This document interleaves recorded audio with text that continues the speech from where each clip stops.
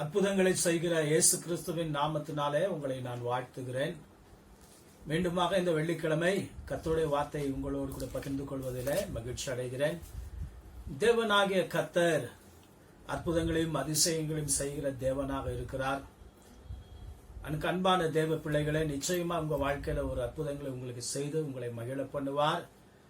இந்த நாளிலே இந்த வெள்ளிக்கிழமை என்ன வார்த்தை ஆண்டவருடைய கொடுக்கணும்னு சொல்லி ஆண்டவருடைய சமூகத்துல காத்திருந்து ஜெபிக்கும் போது ஆண்டவர் சத்தியத்துக்கு செவி கொடுக்கிற காரியத்தை குறித்து பேசு என்று சொல்லி ஆண்டவர் சொன்னார். இன்றைக்கு பிரசங்கம் சத்தியத்துக்கு செவி கொடுக்கிற காரியத்தை குறித்து பிரசங்கமாக இருக்கிறது. இதற்கு ஆதாரமாக மத்தேயு எழுதிய சுவிசேஷம் 17ஆம் அதிகாரத்தை எடுத்துக்கொள்வோம். அதுல 6:5-7 வசனங்கள், மேத்யூ சாப்டர் 17 verse 5 to 7 வாசித்து நம்ம ஜெபம் பண்ணி கர்த்தருடைய வார்த்தைக்கு உள்ள போகலாம். அவன் பேசுகையில், இதோ ஒளியுள்ள ஒரு மேகம் அவர்கள் மேல் நிழலிட்டது. இவர் என்னுடைய நேசகுமாரன், இவரில் பிரியமாயிருக்கிறேன், இவருக்கு செவி கொடுங்கள் என்று அந்த மேகத்தில் இருந்து ஒரு சத்தம் உண்டாயிற்று. சீஷர்கள் அதை கேட்டு முகம் குப்புற விழுந்து மிகவும் பயந்தார்கள். அப்பொழுது இயேசு வந்து அவர்களை தொட்டு, எழுந்திருங்கள், பயப்படாதேயுங்கள் என்றார்.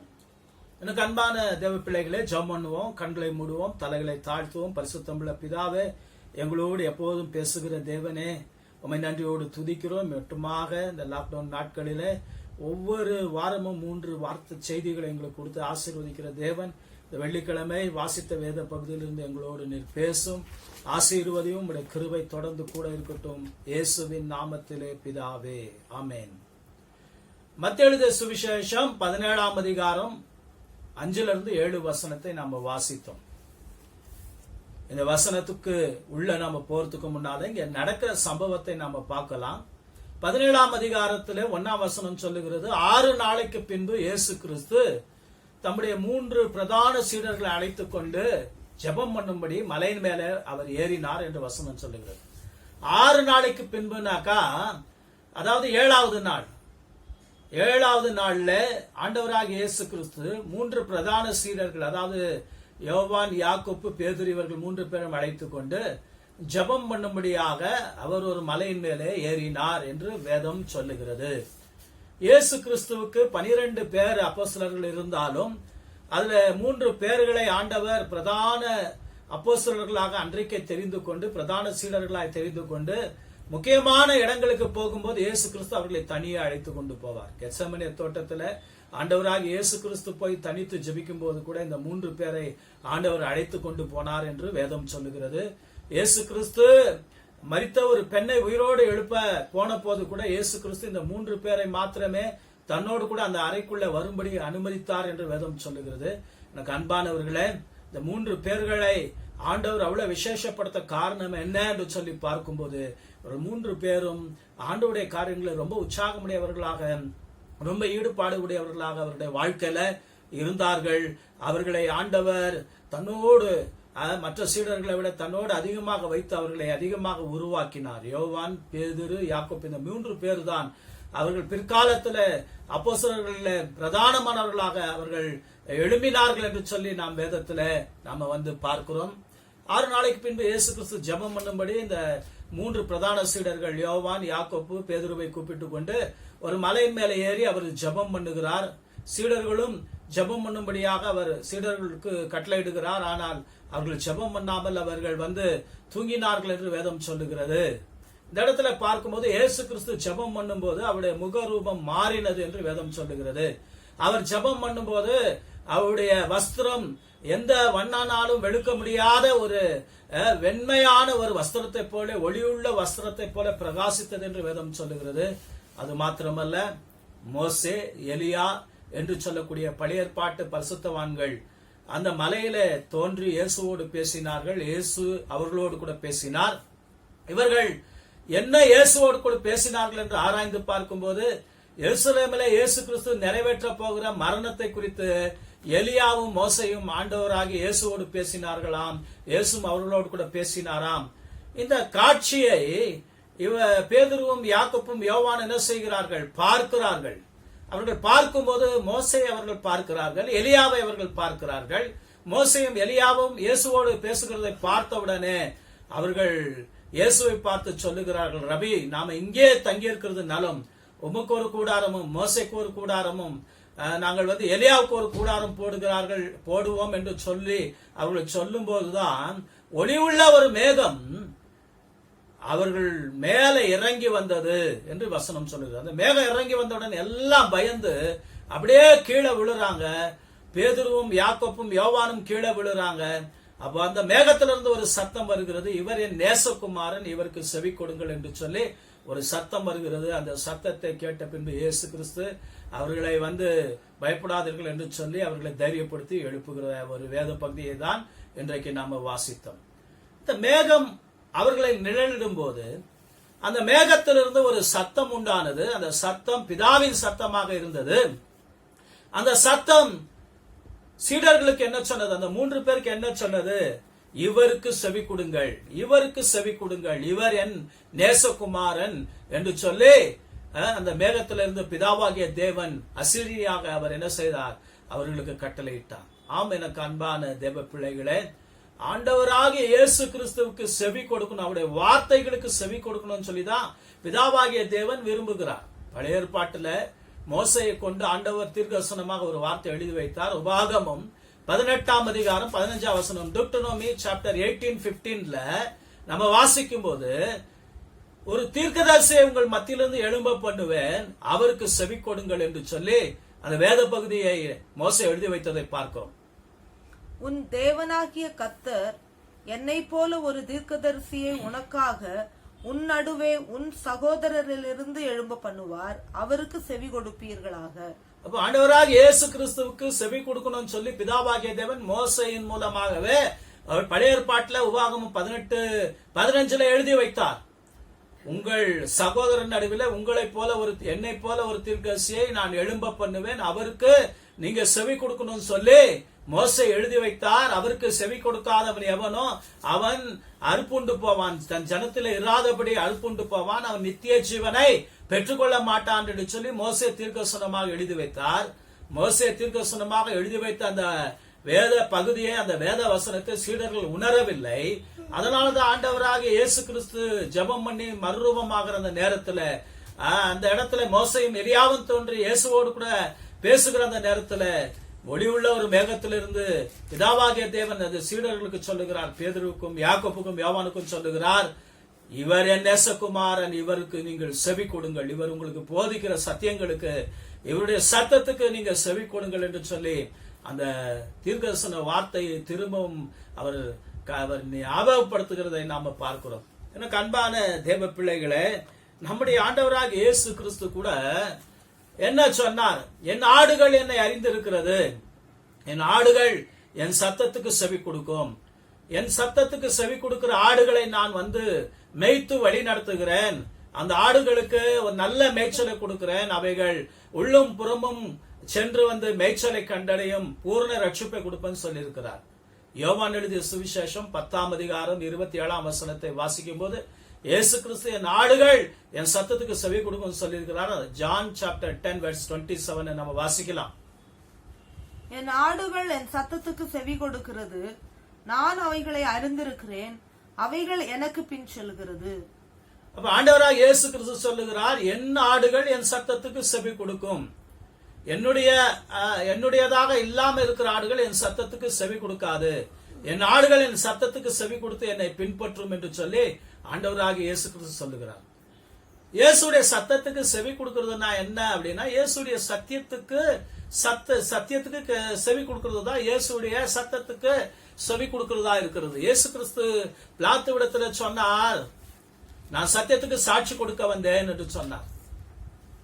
அப்ப இயேசு கிறிஸ்து சத்தியத்தை பேசுவதற்காக வந்தார், சத்தியத்தை அறிவிக்கிறதுக்காக வந்தார், சத்தியத்துக்கு சாட்சி கொடுக்கிறதுக்காக இயேசு கிறிஸ்து வந்தார். அப்ப இயேசுடைய சத்தத்துக்கு செவி கொடுக்கிறதுனா என்ன அர்த்தம்? நாம சொல்லுகிற சத்தியத்துக்கு செவி கொடுக்கிறதுன்னு அர்த்தம். அதுதான் இயேசுடைய சத்தத்துக்கு செவி கொடுக்கிறதுன்னு சொல்லி அர்த்தம். அப்ப நாம் அவருடைய ஆடுகளா இருக்கிறோம், அவருடைய நம்முடைய மெய்ப்பனா இருக்கிறார். ஆடுகளை பசும்புல் மேய்ச்சலில நடத்தி அமர்ந்த தண்ணீர் அண்டையில கொண்டு போய் விட்டு அவர்களை இளைப்பாறச் செய்வதற்காக மேய்ப்பன் நடத்தி கொண்டு போவதை போல தேவன் நமக்கு பரலோக ராஜ்யத்தை கொடுப்பதற்காக வழி நடத்தி கொண்டிருக்கிறார். நமக்கு பசும்புல் மேய்ச்சலாகிய பரலோக ராஜ்யத்தை, அமர்ந்த தண்ணீராகிய பரலோக ராஜ்யத்தை கொடுக்கிறதுக்கு வழி நடத்தி கொண்டிருக்கிறார். நாம் அவரை பின்பற்றுகிற ஆடுகளாக இருந்து அவருக்கு செவி கொடுக்கணும், சத்தியத்துக்கு செவி கொடுக்கணும். இயேசு கிறிஸ்து இந்த இடத்துல சொல்லும் போது ஆடுகள் தன் மெய்ப்பனை அறிந்திருக்கிற அப்படின்னாலே அவைகள் அந்நியனுடைய சத்தியத்துக்கு செவி கொடுக்காது, அவைகள் அந்நியனை விட்டு ஓடிப்போம் என்று சொல்லுகிறார். இந்த கடைசி நாட்களில சத்தியத்துக்கு செவி கொடுக்காதபடிக்கு நாம துருபதேசங்களுக்கும் மற்ற மாயமாலமான காரியங்களுக்கு செவி கொடுக்கும்படியாக சாத்தானானவன் இந்த கடைசி காலத்துல பலவிதமான சத்தங்களை நம்முடைய காதலை கேட்கும்படி செய்து கொண்டிருக்கிறான். நம்ம டிவியை திறந்தா பல பேருடைய சத்தம் கேட்குது. நம்ம யூடியூபை திறந்தா பல பேருடைய சத்தம் கேட்கிறது. அதுல எது சத்தியத்தின் சத்தம் என்று சொல்லக்கூடி நாம பகுத்தறிக்கிறவர்களாக இருக்க வேண்டும். எது இயேசுடைய சத்தம், இயேசு பேசுனா அந்த சத்தம் சத்தியத்துடைய சத்தமா இருக்கும். நாம கேட்கிற எல்லா செய்தியில சத்தியம் இருக்கிறதா என்று சொல்லி நாம ஆராய்ந்து பார்க்க வேண்டும். அன்பானவர்களே, எல்லாரும் பேசுறாங்கன்னு சொல்லி நாம கேட்டு அந்த சத்தத்துக்கு செவி கொடுக்க கூடாது. சாத்தானும் ஒளியின் தூதனை போல வேஷம் இடுவான் என்று வேதம் சொல்லுகிறது. அப்ப சாத்தான் கூட சில நேரத்துல சத்தியத்தை பேசுறத போல பேசுவான். ஆனால் ஆடுகள் மேய்ப்பனை நன்றாக அறிந்திருக்கும், மேய்ப்பனுடைய சத்தத்தை நன்றாக அறிந்திருக்கும் என்று சொல்லி இயேசு சொல்லுகிறார். எனக்கு அன்பான தேவ பிள்ளைகளே, நாம உண்மையா ஆண்டவருடைய ஆடுகளா இருந்தா, சத்தியத்தை கேட்டு பழகியிருந்தா, இயேசுடைய சத்தத்தை கேட்டு பழகியிருந்தா, நாம எந்த ஒரு செய்தியை கேட்டாலும் இதுல சத்தியம் இருக்குது, ஆண்டவர் நம்மோடு பேசுகிறார் என்போம். நாம ஈஸியா கண்டுபிடிப்போம், இது கள்ள உபதேசம், இது ஆண்டவர் பேசுகிற வார்த்தை அல்ல என்று சொல்லி நாம புரிந்து கொள்வோம். நாம மெய்ப்பனுடைய சத்தத்தை கேட்டு பழகின ஆடுகளாக, அதாவது சத்தியத்தை கேட்டு ஆண்டவருடைய சத்தியத்தை கேட்டு பழகின ஆடுகளாக இருந்தால், நமக்கு சத்தியம் இல்லாதவர்களை போதிக்கும் போது, மாய்மாலங்களை போதிக்கும் போது, துருபதேசங்களை போதிக்கும் போது ஈஸியாக நம்ம கண்டுகொள்ள முடியும். இயேசு என்ன சொன்னாரு? இந்த ஆடுகள் அந்நியன் பேசும்போது அந்த சத்தத்துக்கு செவி கொடுக்காது, அவனை விட்டு ஓடி போகும் என்று சொல்லி ஆண்டவர் சொன்னார். அப்போ சத்தியத்துல நன்றாக வளர்ந்து ஒவ்வொரு நாளும் ஆண்டவருடைய சத்தியத்தின் சத்தத்தை கேட்டவர்கள் துருபதேசம் பண்ணுகிறவர்கள் ஈஸியாய் கண்டுபிடிப்பார்கள், அவர்களை விட்டு விலகி ஓடி போவார்கள், அவர்களை காத்துக் கொள்வார்கள் என்று வேதம் சொல்லுகிறதை நாம பார்க்கிறோம். எனக்கு அன்பான தேவ பிள்ளைகளே, செவி கொடுப்பதுனா என்ன? சத்தியத்துக்கு செவி கொடுப்பதுதான் என்னன்னா, சத்தியத்துக்கு செவி கொடுக்கிறதுனா என்னன்னா, வெறும் காது கொடுத்து சத்தியத்தை கேட்கறது, பிரசங்கத்தை கேட்கறது மாத்திரம் செவி கொடுத்தல் என்ற அர்த்தத்துல இயேசு சொல்லல.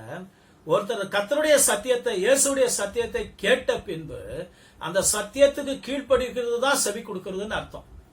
அப்படி இல்லைன்னா, ஒருத்தர் சத்தியத்தை கேட்டு இயேசுடைய வசனங்களை கேட்டு அது கீழ்ப்படியலைன்னா, அவங்க சத்தியுடைய காதுல சத்தியத்தை கேட்டு இருந்தாலும் அவங்க செவி கொடுத்ததுக்கு ஒரு ஒப்பாக அது மாறாது. ஒரு செவி கொடுக்கிறவன் அதன் பிரகாரம் நடப்பான். இப்ப செவியை சாய்த்து கேட்கறது மாத்திரம் செவி கொடுக்கறது இல்ல, காது கொடுத்து கேட்கறது மாத்திரம் இயேசுடைய சத்தியத்துக்கு செவி கொடுக்கறது இல்ல, அதன் பிரகாரம் நடக்கிறது தான் சத்தியத்துக்கு செவி கொடுக்கிறது. நம்முடைய வாழ்க்கையில நாம செலுத்துகிற ஆராதனை, நாம செய்கிற ஜெபம், நாம கர்த்தர் கொடுக்கிற தசமபாவம், காணிக்கை, இவை எல்லாவற்றிலும் மேலானது எதுன்னு சொல்லி ஆண்டவர் சொல்லும் போது பலியை பார்க்கிலும் சத்தியத்துக்கு செவி கொடுக்கிறது தான் ரொம்ப உத்தமம் சொல்லி 1 சாமுவேலின் புத்தகம் 15ஆம் அதிகாரத்தில் 22ஆம் வசனத்திலே தேவன் சொல்லி வைத்திருக்கிறார். 1 Samuel chapter 15 verse 22 வாசிக்கலாம்.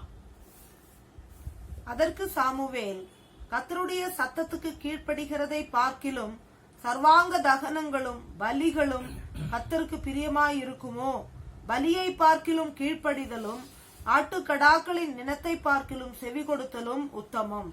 அப்ப பலியை பார்க்கிலும் ஆட்டுக்கடாக்களின் நினத்தை பார்க்கிலும் செவி கொடுக்க சேர்வதுதான் உத்தமம், கீழ்ப்படுகிறது தான் உத்தமம் என்று சொல்லி வேதம் தெளிவாக போதிக்கிறது.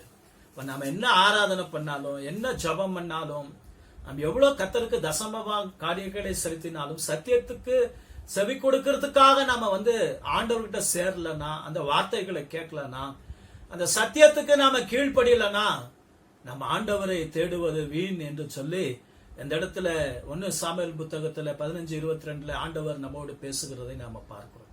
நம்முடைய வாழ்க்கையில கடைசி காலத்துல நாம வாழ்ந்து கொண்டிருக்கிறோம். எனக்கு அன்பான தேவ பிள்ளைகளே, பலவிதமான சத்தங்கள் தொனித்து கொண்டிருக்கும். சாத்தானும் ஒளியின் தூதனை போல வேஷம் விட்டு பேசுவான். எது தேவனுடைய சத்தம், எது தேவனுடைய சத்தம் அல்ல என்று சொல்லி நாம தேவனுடைய ஆடுகளா இருக்கிற நாம வந்து நன்றாக அறிந்திருக்க வேண்டும். எனக்கு அன்பானவர்களே, இந்த லாக்டவுன் நாட்களில சபை மூடப்பட்டிருக்கிற நேரத்துல, ஊழியக்காரர்கள் உங்களை சந்திக்க முடியாத நேரத்துல பலவிதமான சத்தங்களை சாத்தான் உங்க காதுல கேட்க செய்து உங்களை சத்தியத்தை விட்டு வெளியே போகும்படியாக, நீங்கள் வந்து சத்தியத்துக்கு கீழ்ப்படியாதவர்களாக மாறும்படியாக பல போராட்டங்களை கொண்டு வருவான். நீங்கள் கேட்கிற சத்தியங்களை குறித்து நீங்க எச்சரிக்கையா இருங்க. எனக்கு அன்பான தேவ பிள்ளைகளே, அப்போஸ்தலனாகிய பவுல் வந்து தீமோத்தேயுக்கு சொல்லும்போது சொல்லுகிறாரு, நீ பண்ணுகிற உபதேசத்தை குறித்து எச்சரிக்கையாரு. நீ பண்ணுகிற உபதேசம் ஒரு சத்திய உபதேசமா இருந்தால் நீயும் ரட்சிக்கப்படுவாய், உன்னை கேட்கிறவர்களையும் ரட்சிக்கப்படுவதற்குள்ளாக நடத்துவாய், அவர்களும் ரட்சிக்கப்படுவார்கள் என்று சொல்லுகிறார். ஆமா, எனக்கு அன்பானவர்களே, நம்ம பண்ணுகிற சத்தியம் வந்து நம்மளை ரட்சிக்கும். நாம கேட்கிற சத்தியம் நம்மளை வந்து ரட்சிக்கும். ஒரு நல்ல உபதேசத்தை நாம கேட்காவிட்டால் நாம ரட்சிக்கப்பட்டு பரலோகத்துக்கு போக மாட்டோம். ஆரோக்கியமான உபதேசங்களை குறித்து நீ பேசு என்று சொல்லி தீமோத்தேயுக்கு பவுல் சொல்லுகிறதை பாருங்கள். அப்போ ஆரோக்கியமான உபதேசம் ஒரு உபதேசம் இருந்தால் ஆரோக்கியம் இல்லாத ஒரு உபதேசம் இருக்கிறது என்று சொல்லி அர்த்தம். எனக்கு அன்பானவர்களே, சத்திய உபதேசம் ஒன்று இருக்குது என்றால் பொய்யான உபதேசம் ஒன்று இருக்கிறது என்று சொல்லி அர்த்தம். அப்போ நாம இந்த நாட்களில இயேசுடைய சத்தியத்துக்கு நாம செவி கொடுக்கணும். எனக்கு அன்பான தேவ பிள்ளைகளே, இந்த இடத்துல நாம பார்க்கும்போது சத்தியத்துக்கு செவி கொடுக்கிறதுனா என்ன அப்படின்னு நாம பார்க்கும்போது, வேதத்துக்கு செவி கொடுக்கிறது தான் சத்தியத்துக்கு செவி கொடுக்கிறது. ஏன்னா இந்த வேதமே சத்தியம். தாவீது சொல்லுகிறார், உம்முடைய வேதமே சத்தியம். தாவீது சொல்லுகிறார், உம்முடைய வேதமே சத்தியம் என்று சொல்லுகிறார். எனக்கு அன்பான தேவ பிள்ளைகளே, இயேசுடைய சத்தியத்துக்கு செவி கொடுக்கிறதுனா என்ன அர்த்தம்? இயேசு பேசி அவர் பேசினதை எழுதி வைத்த இந்த வேதத்தில் உள்ள சத்தியங்களுக்கு செவி கொடுத்தா இயேசுடைய சத்தத்துக்கு செவி கொடுத்ததுக்கு ஒப்பாகும். இயேசு கிறிஸ்து வார்த்தையானவர், அதிலே வார்த்தையா இருந்தவர், அவர் பூமியில மனித உருவெடுத்து இறங்கி வந்தார். அப்போ அவர் பேசின அத்தனை சத்தியத்துடைய சத்தமும் இந்த வேதத்துல எழுதப்பட்டிருக்கிறது. வேதத்துக்கு ஒருத்தன் செவி கொடுத்தா அவன் சத்தியத்துக்கு செவி கொடுத்ததுக்கு ஒப்பாகும். ஏசாயா 1:10 நீங்க வாசித்து பார்த்துக் கொள்ளுங்க. அங்க ஜனங்களே வேதத்துக்கு செவி கொடுங்கள் என்று சொல்லி வேதம் சொல்லுகிறது. வேதத்துக்கு ஒருவர் செவி கொடுக்கலனாக்கா அவங்க இயேசுவுக்கு செவி கொடுக்கல. வேதத்தை கேளாதனுடைய ஜெபம் அருவருப்பானது என்று சொல்லி வேதம் சொல்லுகிறதை பார்க்கிறோம். நாம வந்து சத்தியத்துக்கு செவி கொடுக்காம இயேசுடைய சத்தமாகிய இந்த வேதத்துக்கு நாம செவி கொடுக்காம நாம என்னெல்லாம் செஞ்சாலும் நம்முடைய வாழ்க்கையில நம்முடைய ஜெபங்கள் கேட்கப்படாது, நம்முடைய ஜெபங்களுக்கு பதில் வராது என்று சொல்லி அர்த்தம். எனக்கு அன்பான தேவ பிள்ளைகளே, நாம் தேவனை நன்றாக அறிந்திருக்கிறோம் என்று சொல்லி எதை வைத்து நாம வந்து புரிந்து கொள்ள முடியும் என்று சொல்லி நாம பார்க்கும்போது, நாம் சத்தியத்துக்கு செவி கொடுக்கிறத வைத்து தான் தேவனை நன்றாக அறிந்திருக்கிறோம் என்பதை நாம வந்து வெளிப்படுத்த முடியும். நாம் வந்து சத்தியத்துக்கு கீழ்ப்படிவதன் மூலமாகத்தான், இயேசுடைய சத்தத்துக்கு கீழ்ப்படிவதன் மூலமாகத்தான் நான் இயேசுவுக்கு கீழ்ப்படுகிறேன், இயேசுவை நான் அறிந்திருக்கிறேன் என்பதை நம்முடைய வாழ்க்கையில வெளிப்படுத்த முடியும். இன்றைக்கு நான் இயேசுவை அறிந்திருக்கிறேன் என்று சொல்லி அநேகர் சொல்லலாம். ஆனா அநேகர் சத்தியத்துக்கு கீழ்ப்படிய மாட்டாங்க. தேவன் சொல்லுகிற சத்தியங்களுக்கு, இயேசுடைய சத்தத்துக்கு கீழ்ப்படிய மாட்டார்கள். அவர் சொல்லுகிற வார்த்தைகள் அவர்களுக்கு சாதகமா இருந்தால் கீழ்ப்படிவார்கள். அவர் சொல்லுகிற வார்த்தைகள் அவர்களுக்கு பாதகமாக இருந்தால் அவர்கள் கீழ்ப்படிய மாட்டார்கள். ஆண்டவருடைய சத்தியத்தை கேட்க வரும்போது ஒரு தீர்மானத்தோடு அவர்கள் வருவார்கள். கர்த்தர் என் கூட நன்மையை பேசினா நான் செவி கொடுப்பேன், என்னை கடிந்து கொண்டான் செவி கொடுக்க மாட்டேன்னு ஒரு தீர்மானத்தோடு வருவார்கள். எனக்கு அன்பான தேவ பிள்ளைகளை, பிரசங்கங்களை நாம கேட்டுட்டு ரசிப்பதற்காக நாம வந்து ஒரு நாளும் வந்து பிரசங்கங்களை கேட்க கூடாது. ஆண்டவருடைய சத்தியமாகிய அந்த பிரசங்கங்களை கேட்டு கீழ்ப்படிவதற்காக நாம வந்து நம்ம வாழ்க்கையில நம் பிரசங்கங்களை நாம கேட்கணும். அப்ப தேவனை அறிந்திருக்கிறவன் அவருடைய சத்தியத்தை அறிந்து கீழ்ப்படிவதன் மூலமாக நான் இயேசுவை அறிந்திருக்கிறேன் என்பதை வெளிப்படுத்துகிறான். அன்பான தேவ பிள்ளைகளே, சத்தியத்துக்கு நாம வந்து கீழ்ப்படியும் போது தேவனை அறிந்திருக்கிறோம், அவருடைய சத்தியத்துக்கு நம்ம செவி கொடுக்கிறோம் என்பதை நாம வெளிப்படுத்துகிறோம். தேவனை அறியாதவர்கள், இயேசுடைய சத்தியத்தை அறியாதவர்கள் சத்தியத்துக்கு கீழ்ப்படிய மாட்டார்கள். அவர்கள் எவ்வளவுதான் பிரசங்கங்களை கேட்டாலும் ஆண்டவருடைய சத்தியத்துக்கு கீழ்ப்படியலன்னா அவங்களை தேவனை அறியலன்னு சொல்லி அர்த்தம். இயேசு கிறிஸ்து கூட உங்க நாமத்துல நாங்க வந்து பிசாசுகளை துரத்தணும், உங்க நாமத்துல நாங்க தீர்க்கதரிசனம் சொன்னோம், உங்க நாமத்துல வியாதிஸ்தர்களை சுஸ்தமாக்கணும்னு சொல்லும் இயேசு சொல்வாரு. நீங்கள் எவ்விடத்தாரோ அறியேன் என்று சொல்வார் என்று சொல்லி வேதத்துல இயேசு சொல்லுகிறதை நாம பார்க்கிறோம். அன்பானவர்களே, அற்புதம் செய்வதும் அதிசயம் செய்வதும் பிசாசு துரத்துவதும் மற்றவங்களுக்கு விடுதலை கொடுப்பதும் அவசியம்தான். ஆனா அதெல்லாம் செய்யறவங்க சத்தியத்துக்கு கீழ்ப்படியலைன்னா, சத்தியத்தின் பிரகாரம் நடக்கலன்னா அவங்களும் தேவனுடைய ராஜ்யத்தை அவங்க சுதந்தித்துக் கொள்ள மாட்டாங்க. அவங்க யாரா இருந்தாலும் தேவன் அவங்களை பார்த்து நீங்கள் எவ்விடத்தார் அறியன் என்று சொல்வார் என்பதை வேதம் தெளிவாக சொல்லுகிறதை நாம பார்க்கிறோம். எனக்கு அன்பானவர்களே, நம்முடைய வாழ்க்கையில நாம வந்து அவரை அறிந்திருக்கிறது மூலமாக நாம வந்து தேவனை அறிந்திருக்கிறோம் என்பதை சத்தியத்துக்கு கீழ்ப்படிவதன் மூலமா தான் வெளிப்படுத்த முடியும். இன்னைக்கெல்லாம் நம்ம வந்து பல வருஷமா வேதத்தை வாசிச்சு பல பிரசங்கங்களை கேட்டு நம்ம ஆவிக்குரிய வாழ்க்கையில 10 வருஷம் 20 வருஷம் வாழ்ந்திருக்கிறோன்னு சொன்னாலும் தேவன் பேசுகிற ஒரு சத்தியத்துக்கு நம்மளால கீழ்ப்படிய முடியலன்னா நம்ம தேவனை அறியல என்று சொல்லி அர்த்தம். எனக்கு அன்பானவர்களே, இப்ப இயேசுடைய சத்தத்துக்கு செவி கொடுக்கிற காரியத்தை குறித்து தான் நாம பேசிக் கொண்டிருக்கிறோம். பிதாவாகிய தேவன் ஒளிர்கிற அந்த மேகத்துல அவர் பேசும்போது அந்த யாக்கோப்பு பேதுரு யோவானுக்கு சொல்லும் என்ன சொன்னாரு, இவர் என் நேசகுமாரன், இவருக்கு செவி கொடுங்கள், இவர் பேசுகிற சத்தியத்துக்கு செவி கொடுங்கள் சொன்னார். இன்றைக்கு இயேசு கிறிஸ்து 2 விதத்துல நம்மளோடு பேசுகிறார். ஒன்று வேதத்தின் மூலமாக பேசுகிறார், இன்னொன்று ஊழியக்காரர் மூலமாக பேசுகிறார். நமக்கு கொடுக்கப்பட்ட மெய்ப்பன் மூலமாக ஆண்டவர் சத்தியத்தை நம்ம கூட போதிக்கிறார். நாம அந்த ஊழியக்காரர்களுக்கு செவி கொடுத்தா இயேசுக்கு செவி கொடுத்ததுக்கு அடையாளம் சமமாகும். நம்ம வேதத்துக்கு செவி கொடுத்தா, வாசிக்கும் போது வேதத்துக்கு செவி கொடுத்தா, அந்த வேதத்துல இருக்கிற சத்தியங்களுக்கு செவி கொடுத்தா, அதன் பிரகாரம் நாம நடந்தா இயேசுவுக்கு நாம செவி கொடுத்ததுக்கு சமானம். ஏன்னா வேதம் வந்து இயேசு கிறிஸ்து இந்த வேதத்தை போதிக்கிற ஊழியக்காரர்களை, சத்திய ஊழியக்காரர்களை சத்தியத்தை போதிக்கும் போது அவர்களுக்கு கீழ்ப்படிவோமானால், அவர்கள் சொல்லுகிற பிரகாரம் நம்ம நடப்போமானால் இயேசுடைய சத்தத்துக்கு செவி கொடுத்ததுக்கு சமானம். இந்த அன்பான தேவ பிள்ளைகளை, ஆண்டவராக இயேசு கிறிஸ்து இந்த வேதத்தில் எழுதி வைத்திருக்கிற அத்தனை சத்தியங்களும் வந்து நாம் அவருக்கு அவருடைய சத்தத்தை கேட்டு அவருடைய சத்தியத்தை கேட்டு உடனே கீழ்ப்படியக்கூடிய அளவுக்கு வந்து ரொம்ப லகுவானதாக இருக்கும் சில நேரத்துல என்று சொல்லி நாம வந்து எதிர்பார்க்க கூடாது. சில நேரத்துல அவர் நமக்கு செவி கொடுக்கும்படியாக போதிக்கிற சத்தியங்கள், கீழ்ப்படியும்படியாக போதிக்கிற சத்தியங்கள் கொஞ்சம் கடினமானதாக இருக்கும். ஆண்டவர் இந்த உலகத்துல இருக்கும்போது பிரசங்கம் பண்ணது 2 காரியத்தை தான் ரொம்ப பிரசங்கம் பண்ணார். ஒன்னு பரிசுத்தத்தை குறித்து இயேசு கிறிஸ்து பிரசங்கம் பண்ணார். இன்னொன்னு அவர் வந்து மற்றவர்களை நேசிப்பதை குறித்து தான் ஆண்டவர் அதிகமாக பிரசங்கம் பண்ணார். எனக்கு அன்பான தேவ பிள்ளைகளே, மார்க் எழுதிய சுவிசேஷம் 7ஆம் அதிகாரத்துல 14ஆம் வசனத்துல ஆண்டவராக இயேசு கிறிஸ்து எனக்கு செவி கொடுத்து உணர்ந்து, நீங்க வந்து இந்த காரியத்தை கேட்டு உணர்ந்து எனக்கு செவி கொடுங்கள் என்று சொல்லுகிறார். எதை குறித்து ஆண்டவர் சொல்லுகிறார் என்று சொல்லி நம்ம வாசிக்கும் போது, இருதயத்திலிருந்து புறப்படுகிறவர்களை தான் மனுஷனை தீட்டுப்படுத்தும் வழியே வாய்க்குள்ள போகிறது ஒன்றும் தீட்டுப்படுத்தாது என்பதை சொல்லி இதை உணர்ந்து கேட்டு உணர்ந்து எனக்கு செவி கொடுங்கன்னு சொல்றாரு. மார்க் எழுதிய சுவிசேஷம் 7:14 படிக்கலாம். பின்பு அவர் ஜனங்கள் எல்லாரையும் வரவழைத்து அவர்களை நோக்கி, நீங்கள் எல்லாரும் எனக்கு செவி கொடுத்து உணருங்கள். மனுஷனுக்கு புறம்பே இருந்து அவனுக்குள்ளே போகிறதொன்றும் அவனை தீட்டுப்படுத்த மாட்டாது. அவன் உள்ளத்திலிருந்து புறப்படுகிறவைகளே அவனை தீட்டுப்படுத்தும். அப்ப மார்க் 7ஆம் அதிகாரம் 14ஆம் வசனம், மார்க் சாப்டர் 7:14 இயேசு என்ன சொல்றாரு, நான் சொல்றதை கேட்டு நீங்க உணருங்க, அதுக்கு பின்னால செவி கொடுங்க. நீங்க நினைக்கிறீங்க நம்ம சாப்பிடுறது மூலமாக தீட்டுப்பட்டு போறோம் அப்படின்னு சொல்லி நீங்க நினைக்கிறீங்க. இந்த புதிய ஏற்பாட்டு காலத்துல நான் எல்லாத்தையும் என்ன பண்ணிட்டேன், பரிசுத்தமாக்கிட்டேன். நீங்க சாப்பிடுறது ஒன்னும் உங்களை தீட்டுப்படுத்தாது.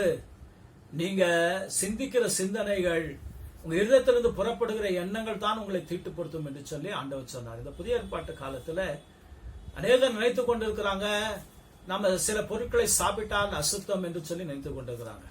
அப்போஸ்தலர் 10ஆம் அதிகாரத்துல பேதுருவுக்கு அவர் புதிய ஏற்பாட்டு சபையை ஆரம்பித்த உடனே வெளிப்படுத்தின ஒரு வெளிப்பாடு என்ன தெரியுமா, எல்லா உணவுப் பொருட்களையும் நான் பரிசுத்தமாக்கி விட்டேன். பழைய ஏற்பாட்டில் அசுத்தம் என்று சொன்ன எந்த காரியமும் புதிய ஏற்பாட்டில் அசுத்தம் கிடையாது, எல்லாத்தையும் நான் சுத்தமாக்கிட்டேன். அந்த அசுத்தமான நியாயப்பிரமாணத்தின் பிரகாரம் இல்லாத பொருட்களை சாப்பிடுகிறவர்களை நான் ஏற்றுக்கொண்டிருக்கிறேன். அவர்களையும் நான் பரலோக ராஜ்யத்துக்கு தெரிந்து கொண்டிருக்கிறேன் என்பதற்கு அடையாளமா தான் பேதுருவுக்கு அந்த அப்போஸ்தலர் 10ஆம் அதிகாரத்துல வானத்திலிருந்து ஒரு கூடு இறக்கப்பட்டு அந்த கூட்டுல சகல விதமான 4 ஜீவன்களும், காட்டு மிருகங்களும், நாட்டு மிருகங்களும், ஊரும் பிராணிகளும், சகல விதமான பறவைகள் இருக்கிறத காட்டினார். அசுத்தமான பறவையும் அசுத்தமான மிருகமும் நியாயப்பிரமாணத்துல சொல்லப்பட்ட எல்லாம் விளக்கப்பட்டதும் விளக்கப்படாத இருக்கிறது எல்லாம் இருக்கிறத பார்த்து பேதுருவை அடித்து புசின்னு சொல்றாரு. பேதுரு சொல்றாரு, ஆண்டவரே, சிறு வயது முதல் தீட்டும் அசுத்தமானது ஒன்று என் வாய்க்குள்ள போகவில்லை என்று சொல்லும்போது இயேசு சொல்றாரு, தேவன் சுத்தமாக்கினதை நீ தீட்டாக எண்ணாதே என்று சொல்லி அந்த இடத்துல தேவன் சொல்லுகிறதை நாம பார்க்கிறோம். எனக்கு அன்பான தேவ பிள்ளைகளே, அப்போ நம்முடைய வாழ்க்கையில நம்ம சரீர சுத்தம், மற்ற எல்லா காரியங்களுக்கு முக்கியத்துவம் கொடுக்கணும். ஆனா அதை விட ரொம்ப முக்கியத்துவம் கொடுக்கணும் சிந்தனைகளை காத்துக்கொள்ளணும். ஏன்னா நம்முடைய இருதயத்திலிருந்து தான் பொல்லாத சிந்தனைகளும், விபச்சாரங்களும், வெசித்தனங்களும், களவும், காமவிகாரமும், பொய்யும், புரட்டும் நம்மளை தீட்டுப்படுத்தும் என்று சொல்லி ஆண்டவர் சொல்லியிருக்கிறார். அப்போ ஆண்டவருடைய சத்தியத்துக்கு செவி கொடுக்கிற ஜனங்கள் தங்கள் இருதயங்களை பரிசுத்தமாய் காத்துக்கொள்ள, சிந்தனைகளை பரிசுத்தமாய் காத்துக்கொள்றதுக்கு ஒப்பு கொடுங்க. அது இந்த காரியத்தை ஆண்டவர் ரொம்ப முக்கியப்படுத்தி எனக்கு கேட்டு உணர்ந்து செவி கொடுங்கன்னு சொல்லி இருக்கிறாரு. நாம உணர்வோம். அடுத்ததாக இயேசு கிறிஸ்து லூக்காவின் சுவிசேஷம் அதுல 6ஆம் அதிகாரத்துல 27-28 வசனத்துல இங்கே ஒரு காரியத்துக்கு செவி கொடுக்கும்படியாக ஆண்டவர் சொல்லுகிறார். வாசிக்கலாம். எனக்கு செவி கொடுக்கிற உங்களுக்கு நான் சொல்கிறேன், உங்கள் சத்துருக்களை சிநேகியுங்கள், உங்களை பகைக்கிறவர்களுக்கு நன்மை செய்யுங்கள், உங்களை சபிக்கிறவர்களை ஆசீர்வதியுங்கள், உங்களை நிந்திக்கிறவர்களுக்காக ஜெபம் பண்ணுங்கள். லூக் சாப்டர் 6 verse 27-28 இயேசு என்ன சொல்றாரு? எனக்கு செவி கொடுக்கிற உங்களுக்கு சொல்றேன். என் பிரசங்கத்தை எல்லாரும் கேட்கிறாங்க, என்னுடைய சத்தியத்தை எல்லாரும் கேட்கிறாங்க. எல்லாரும் என்னுடைய சத்தியத்துக்கு செவி கொடுக்கறதுல கேட்டுட்டு போனவங்க எவ்வளவு 1000 பேர் திரும்பி என்கிட்ட வரவும் இல்லை, என் வார்த்தையை கேட்கறதுக்கு வரவும் இல்லை. ஆனா எனக்கு செவி கொடுக்கிற ஒரு கூட்டம் இருக்குது. நான் என்ன சொன்னாலும் என் சத்தத்துக்கு செவி கொடுத்து கீழ்ப்படுகிற ஒரு கூட்டம் இருக்கிறது. அந்த கூட்டம் திரும்பி திரும்பி என் வார்த்தை கேட்கறதுக்கு தேவாலயத்துல காலையில வருகிறது. அது நான் எங்க போனாலும் அந்த வார்த்தை கேட்கறதுக்கு அந்த கூட்டம் பின்தொடர்ந்து வருகிறது. அந்த கூட்டத்துக்கு நான் சொல்லுகிறேன், எனக்கு செவி கொடுக்கிற உங்களுக்கு நான் சொல்லுகிறேன். நான் என்ன சொன்னாலும் அந்த வார்த்தைக்கு கீழ்ப்படுகிற உங்களுக்கு நான் சொல்லுகிறேன். நீங்க என்ன பண்ணுங்க, உங்க சத்துருக்களை சிநேகிங்க. வசனத்தை வாசிக்கலாம். எனக்கு செவி கொடுக்கிற உங்களுக்கு நான் சொல்கிறேன், உங்கள் சத்துருக்களை சிநேகியுங்கள், உங்களை பகைக்கிறவர்களுக்கு நன்மை செய்யுங்கள். இங்க இயேசு சொல்றாரு, உங்க சத்துருக்களை சிநேகிங்க, உங்க பகைக்கிறவங்களுக்கு நன்மை செய்யுங்க. இந்த காரியத்துல எனக்கு செவி கொடுங்கன்னு சொல்றாரு. பல நேரத்துல மற்ற எல்லா காரியத்துக்கும் நாம செவி கொடுப்போம். நம்ம சத்துருக்களை நேசிக்கணும்னு ஆண்டவர் சொல்லிக்கிற காரியத்துக்கு நாம ஆண்டவருக்கு செவி கொடுக்க மாட்டோம். அவருடைய சத்தத்துக்கு கீழ்ப்படிய மாட்டோம். நம்முடைய பகைக்கிறவர்களுக்கு நன்மை செய்யுங்க ஆண்டவர் சொல்லி இருக்கிறாரு. நம்ம பகைக்கிறவங்களுக்கு நாம நன்மை செய்கிற காரியத்துல கீழ்ப்படிந்து இருக்கிறோமா, அவருடைய சத்தியத்துக்கு செவி கொடுத்திருக்கிறோமா, நாம இந்த நேரத்தில் ஆராய்ந்து பார்க்கணும். 28ஆம் வசனத்தை வாசிப்போம். உங்களை சபிக்கிறவர்களை ஆசீர்வதியுங்கள், உங்களை நிந்திக்கிறவர்களுக்காக ஜெபம் பண்ணுங்கள். இங்க இயேசு என்ன சொல்றாரு? உங்களை சபிக்கிறவங்களை ஆசீர்வதிங்க. இந்த காரியத்துல எனக்கு செவி கொடுங்க. உங்களை யார் நிந்தித்து கொண்டு இருக்கிறாங்களோ அவங்களுக்காக நீங்க ஜெபம் பண்ணுங்க ஆண்டவர் சொல்லி இருக்கிறார். அப்ப நம்ம பல நேரத்துல சில காரியங்களுக்கு நாம ஆண்டோடைய சத்தத்துக்கு செவி கொடுத்து கீழ்ப்படிந்து இருப்போம். ஆனால் இப்ப வாசித்த இந்த 2 பகுதியில பகைக்கிறவங்களுக்காக ஜெபம் பண்ற, பகைக்கிறவங்களை சிநேகிக்கிற காரியத்துக்கும், பகைக்கிறவங்களுக்கு நன்மை செய்யற காரியத்துக்கும், நிந்திக்கிறவங்களுக்காக ஆசீர்வதிக்கிற காரியத்துக்கும், ஜெபம் பண்ற காரியத்துக்கும், சபிக்கிறவங்களுக்காக ஜெபம் பண்ற ஆசீர்வதிக்கிற காரியத்துக்கும் கீழ்ப்படிந்து இருக்கிறோமா என்று சொல்லி நாம என்ன பண்ணணும்? ஆராய்ந்து பார்க்கணும். எனக்கு அன்பான தேவ பிள்ளைகள், இயேசு என்ன சொல்றாரு? உங்களை சிநேகிக்கிறவர்களே நீங்க செய்யத்தான் நீங்க என்ன பெருசா செய்யறீங்க? தேவனை ஏற்றுக்கொள்ளாம ரட்சிக்கப்படாம இருக்கிறவர்களும் புறஜாதிகள் அப்படி செய்யறாங்களே, ஆயக்காரரும் பாவிகள் அப்படி செய்யறாங்களே என்றார். உங்களுக்காக ஜெபிக்கிறவங்களுக்காக மாத்திரம் நீங்க ஜெபி கொண்டு நீங்க என்ன பெரிய காரியம் செய்றீங்க? ஆயக்காரரும் பாவிகளும் அப்படி செய்யறாங்களே. நீங்க என்னுடைய பிள்ளைகளா இருந்தா, என்னுடைய ஆடுகளா இருந்தா, என் சத்தத்துக்கு நீங்க செவி கொடுக்கிறவர்களாக இருந்தா, நீங்க நான் சொல்றேன், இந்த ஒரு கஷ்டமான காரியத்துக்கு கீழ்ப்படிங்க. உங்களை பகைக்கிறவங்களுக்காக நீங்க என்ன பண்ணுங்க? அவங்களை ஆசீர்வதிங்க. உங்களை பகைக்கிறவங்களுக்காக ஜெபம் பண்ணுங்க. உங்களை பகைக்கிறவங்களுக்கு நீங்க நன்மை செய்யுங்க அப்படின்னு சொல்லி ஆண்டவர் சொல்லுகிறாரு. நம்ம இந்த காரியத்துக்கு நாம செவி கொடுக்கறதுக்கு நாம ஒப்பு கொடுப்போம். எனக்கு அன்பானவர்கள், இந்த வெள்ளிக்கிழமை ஆண்டவர் அதை தான் பேசுகிறார் தெளிவாக. இதுதான் இன்றைக்கு நாம ஆண்டவர்கிட்ட நாம செவி கொடுக்கிற ஒரு காரியம், ஆண்டோடைய சத்தத்துக்கு ஒரு செவி கொடுக்கிற ஒரு காரியமா இருக்கிறது. கர்த்தர் நம்முடைய வாழ்க்கையில் இருக்கிற குறைகளை சுட்டி காட்டும் போது நிறைய பேர் அந்த சத்தத்துக்கு செவி கொடுக்க மாட்டோம். ஆண்டவர் நம்முடைய பகைக்கிறவர்களை சிநேகிக்க சொல்லும் போது அந்த சத்தத்துக்கு செவி கொடுக்க மாட்டோம். நம்முடைய பகைக்கிறவர்களுக்கு நன்மை செய்ய சொல்லும் போது நாம் அதுக்கு செவி கொடுக்க மாட்டோம். நம்மளை துன்பப்படுத்துறவர்களை ஆசீர்வதிக்க சொல்லும் போது, சபிக்கிறவர்களை ஆசீர்வதிக்க சொல்லும் போது ஆசீர்வதிக்க மாட்டோம். நம்மளை நிந்திக்கிறவங்களுக்காக ஜெபம் பண்ண சொல்லும் போது ஜெபம் பண்ண மாட்டோம். இன்றைக்கு யாராவது அப்படி இருப்போம் என்றால் இன்னைக்கு மனம் திரும்பி நாம ஆண்டவரே நம்முடைய சத்தத்துக்கு நாங்கள் செவி கொடுக்கிறோம் என்று சொல்லி நாம ஒப்பு கொடுக்கலாம். கண்களை மூடி செபித்து இந்த செய்தியை கேட்ட நாம ஆண்டவர் சமூகத்தில் ஒப்பு கொடுப்போம், ஜெபம் பண்ணுவோம். பரலோக பிதாவே, தேவாதி தேவனே, ராஜாதி ராஜாவே, இன்றைக்கு இயேசுடைய சத்தத்துக்கு செவி கொடுக்கிற காரியத்தை குறித்து நீர் எங்களோடு பேசின கிருபைக்காக ஸ்தோத்திரம். ஆமென். அன்பான ஆண்டவரே, உம்முடைய சமூகத்துல கர்த்தாவே நாங்கள் பல வேளையில உம்முடைய சத்தத்துக்கு, இயேசுடைய சத்தத்துக்கு செவி கொடுக்காம வாழ்ந்தது உண்டு. எங்களுக்கு பாதகமான வார்த்தைகளை கேட்கும் போது நாங்கள் கீழ்ப்படுகிறதில்ல, அந்த சத்தத்துக்கு செவி கொடுக்கறதில்லை. இன்றைக்கு ஆண்டவரே, எங்களை பகைக்கிறவங்களுக்காக ஆண்டவரே நாங்கள் நன்மை செய்வோம். எங்களை பகைக்கிறவங்களை சிநேகிக்கவும் எங்களுக்கு ஆண்டவரே இந்த காரியத்தில் செவி கொடுக்க உதவி செய்யுங்க. எங்களை சபிக்கிறவங்களை ஆசீர்வதிக்கவும், எங்களை நிந்திக்கிறவர்களுக்காக ஜெபம் பண்ணவும் எங்களுக்கு கிருபை தாங்க. இந்த செய்தியை கேட்டுக்கொண்டிருக்கிற யாருடைய வாழ்க்கையில மற்றவங்க பகைச்சு இவங்களை பகைகளா நினைக்கிறார்களோ அவர்களை கர்த்தாவை சிநேகிக்கக்கூடிய ஒரு இருதயத்தை அந்த கேட்கிற தேவ பிள்ளைங்களுக்கு கொடுங்க. அவங்களுக்கு நன்மை செய்யக்கூடிய சூழ்நிலை வரும்போது அந்த பகைக்கிற ஜனங்கள் வெட்கப்படும்படியாக தேவ பிள்ளைகள் நன்மை செய்யட்டும்.